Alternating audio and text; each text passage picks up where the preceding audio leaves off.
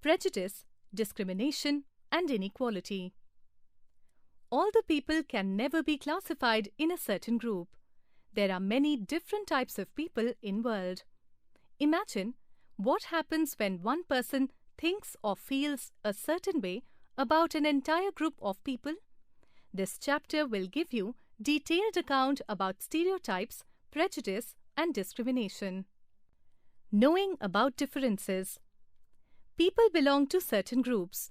Whether that group is racial, gender-based, or something like what a person chooses to eat, everyone belongs to at least one group.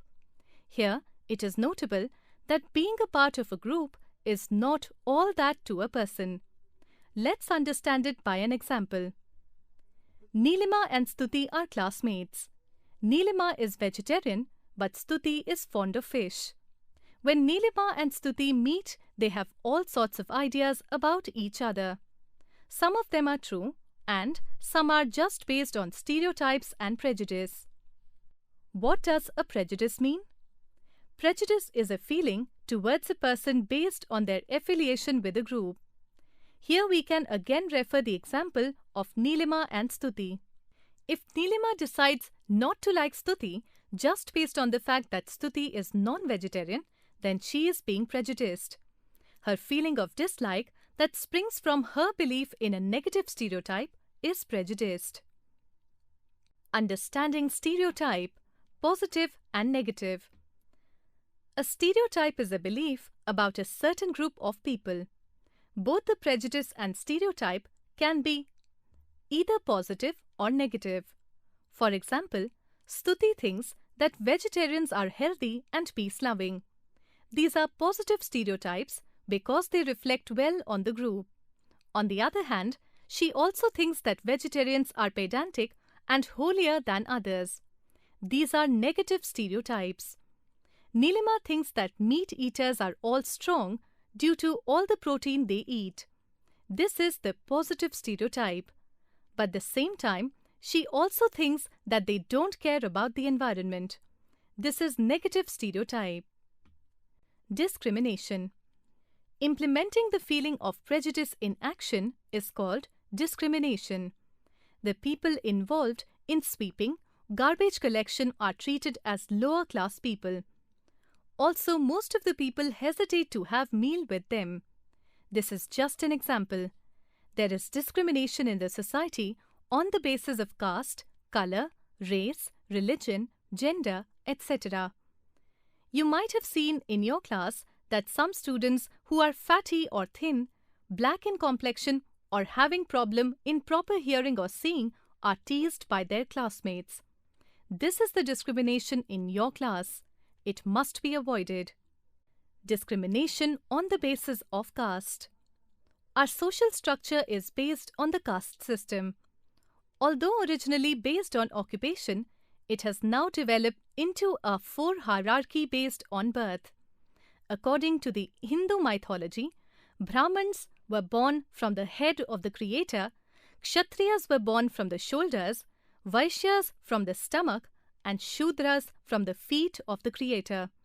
Thus, a person's birth in a particular caste determined his or her social status. Out of these, the lowest of the low castes are referred to as untouchables and were treated very badly. They were not allowed to drink water from the same well or live in the same areas where upper castes lived. But it was the lowest castes that carried out the menial jobs. They performed most important functions, yet they were discriminated against. Though originally associated with Hinduism, it also permeated different religions. Casteism keeps the society divided in our country. Due to this, after independence, the Constitution clearly stated in its preamble that it guaranteed equality to all its citizens.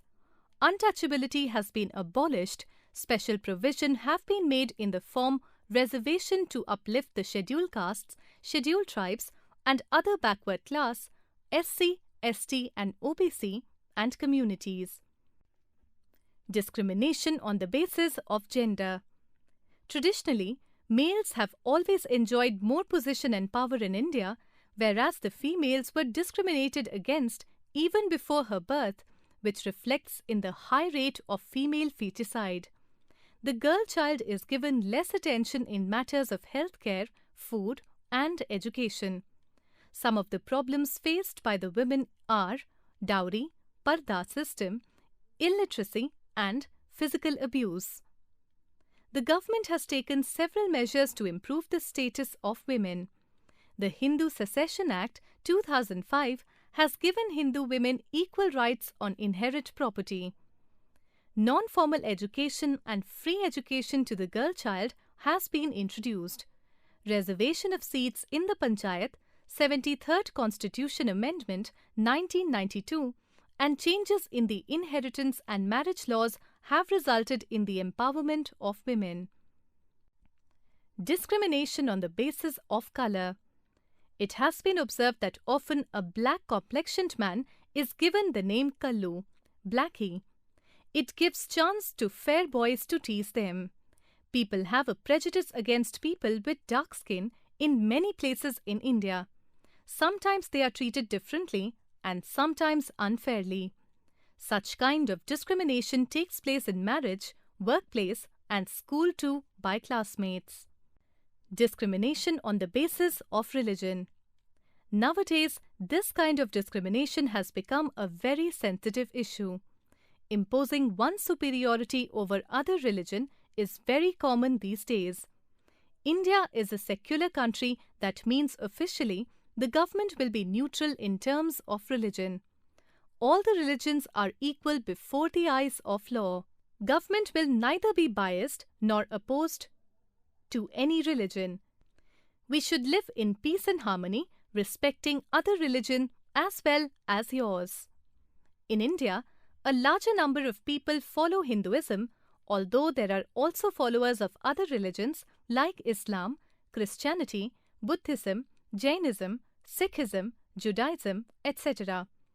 But despite these diversities, there is an underlying unity that has made India a successful democracy. It is rightly said that India is a land of unity in diversity.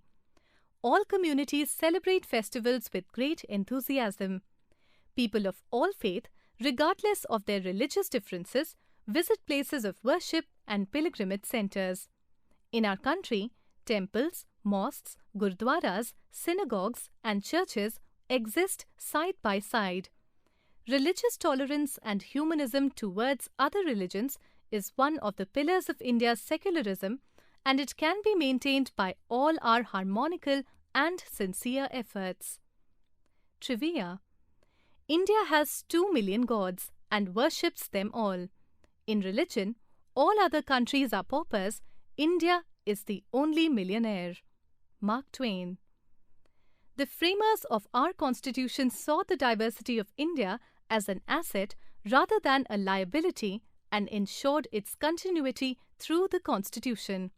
Thus, our constitution declares in its preamble that we, the people of India, having solemnly resolved to constitute India into a sovereign, socialist, secular, democratic republic, and to secure to all its citizens justice, social, economic, and political, liberty of thought, expression, belief, faith, and worship, equality of status and of opportunity, and to promote among them all fraternity, assuring the dignity of the individual and the unity and integrity of the nation. Figure 2.6 Framers of Constitution. In our Constituent Assembly, this 26th day of November 1949, do hereby adopt, enact, and give to ourselves this Constitution. It reveals that the Constitution respects the individual and guarantees different rights to its citizens.